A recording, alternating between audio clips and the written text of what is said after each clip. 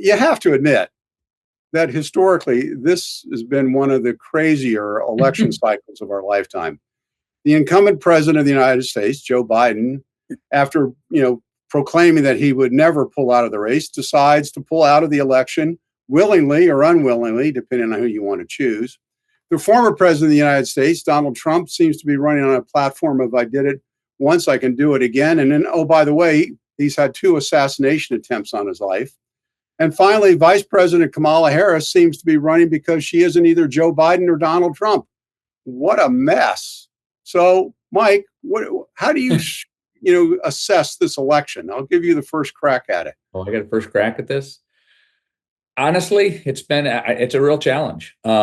I continue to be astounded at the percentage of the American public who is willing to listen to the former president and the vitriol that is put out there, the hate that he spews, the mistruths, and it doesn't make a difference.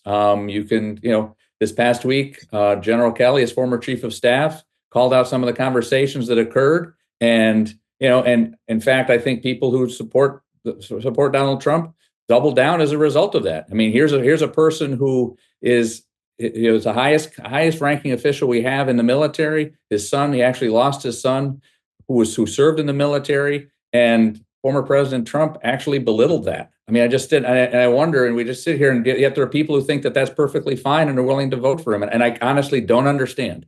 And so I think you've got Vice President Kamala Harris, who has done a nice job of running a very good campaign in a very short amount of time, has laid out a really clear agenda, a very strong, stark contrast to what we see from former President Trump.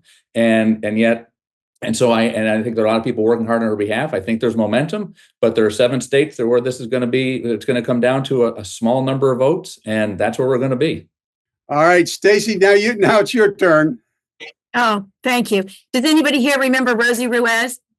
She was the female winner in the 1980 Boston Marathon who blasted by the other competitors in the last mile of the race, and 8 days later was stripped of her title because it turned out she had ridden the subway to victory.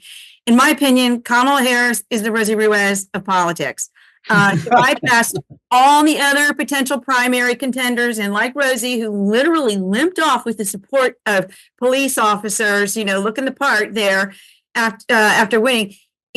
Kamala is claiming that she's the underdog in this race. Good God help us. Well, we're in the final stretch here, and it has become increasingly apparent, at least to me, that she took the subway, so to speak. And it'll be interesting to see in this final stretch how this plays out. I mean, she's being pushed as hard as she can by every celebrity. And, I'm like, good luck. If she's not properly conditioned for the campaign rigors and likely not then likely not the presidency, I just feel like we can do better. Well, that's a great thing about not only this election, but all elections, is that you feel like the other guy isn't up to the job. And that, I guess that's, part of the equation that you put in, and you cast aspersions on the other side. So it'll be interesting to see how it turns out. Mike, any final thoughts?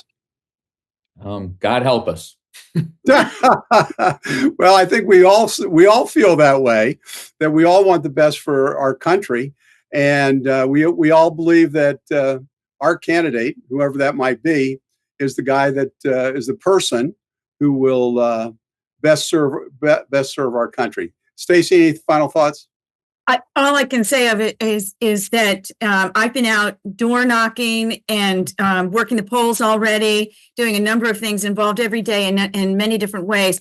And I am seeing, I can't say specifically, but compared to other years, I'm seeing an uptick in people that are asking for that Republican sample ballot, that people are really excited to get out there and vote. And there are some really important initiatives that they're addressing as well. We've got the school board races, as we talked about earlier. So there are some down ballot candidates and issues that are really important to voters this year.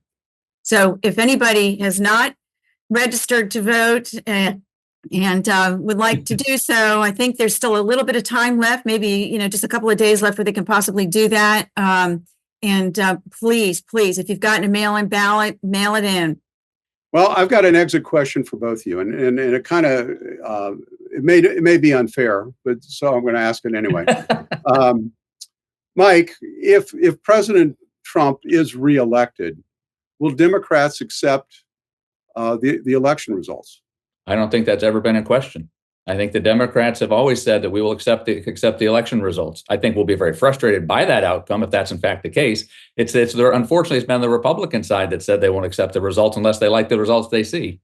Well, let's ask Stacey the same question, which is if Vice President Harris wins the election, will Republicans accept the results?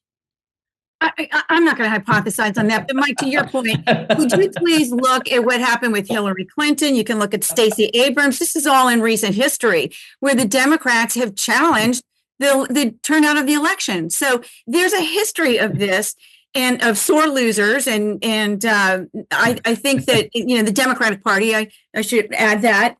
And so I don't think it's fair to say that this is something that is unique to the Republicans when.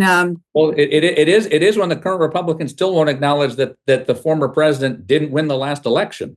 Well, you know what? We're going to have to leave it there, Mike, because we're going to see in 10 days we will who actually is successful and who's victorious.